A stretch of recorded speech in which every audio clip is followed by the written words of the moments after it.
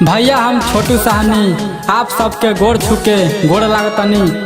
हमनी के ग्राम पंचायत बढ़ुपर के वार्ड नंबर 10 गांव बिनपुरवा भाभी वार्ड सदस्य हमनी के राजेश भैया के आपन आशीर्वाद दे के विजयी बनाई जाए। ये भैया हम आप लोग से निहोरा करतानी। राजेश भैया जिंदाबाद जिंदाबाद जिंदाबाद। Kashi recording studio Kochas. बिनती बसावा कसे बुढ़ावा जवाना कसे बतिया के दिही जा ध्यान जी, बतिया के दिही जा ध्यान जी। कोनो भेद भाव नहीं ऐसन स्वभाव चाहिए सभे रहे को समान जी। युवा नेतृत्व बारे कर्म शिक्षित बारे बनल सबके आवाज। भैया राजेश के जिताई तबे होई गाँव के विकास। भैया राजेश के जिताई तबे होई गाँव के विकास। राजेश रंजन के जिताई, राजेश रंजन के जिताई। राजेश भैया जिंदाबाद जिंदाबाद जिंदाबाद। राजेश रंजन के जिताई।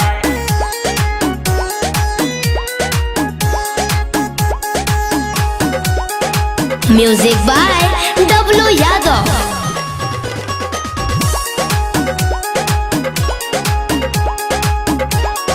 राजेश भैया जिंदाबाद जिंदाबाद जिंदाबाद। गाँव के बनत नइखे गली बहे रोडवे पनाली। अब की देखी जीता के ऐसे काम नहीं चली, काम नहीं चली, काम नहीं चली। गाँव के बनत नइखे गली बहे रोडवे पनाली। अब की देखी जीता के ऐसे काम नहीं चली, काम नहीं चली। रुकी न राशन मिली की राशन होई कॉलोनी भी पास। भैया राजेश के जिताई तबे होई गाँव के विकास। भैया राजेश के जिताई तबे होई गाँव के विकास। राजेश रंजन के जिताई, राजेश रंजन के जिताई। राजेश भैया जिंदाबाद जिंदाबाद जिंदाबाद।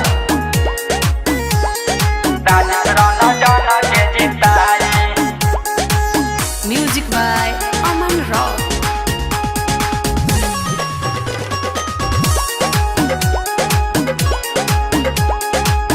राजेश भैया जिंदाबाद जिंदाबाद जिंदाबाद। वार्ड 10 के प्रत्याशी हवे सबके विश्वासी। एह भैया के दीही जमौका खुश रहे ग्रामवासी, खुश रहे ग्रामवासी, ग्रामवासी। वार्ड 10 के प्रत्याशी हवे सबके विश्वासी। एह भैया के दीही जमौका खुश रहे ग्रामवासी। बोली व्यवहार में या गौआ जवार में कोई ना कोई के निराश। भैया राजेश के जिताई तबे होई गाँव के विकास। भैया राजेश के जिताई तबे होई गाँव के विकास। राजेश रंजन के जिताई, रंजन के जिताई।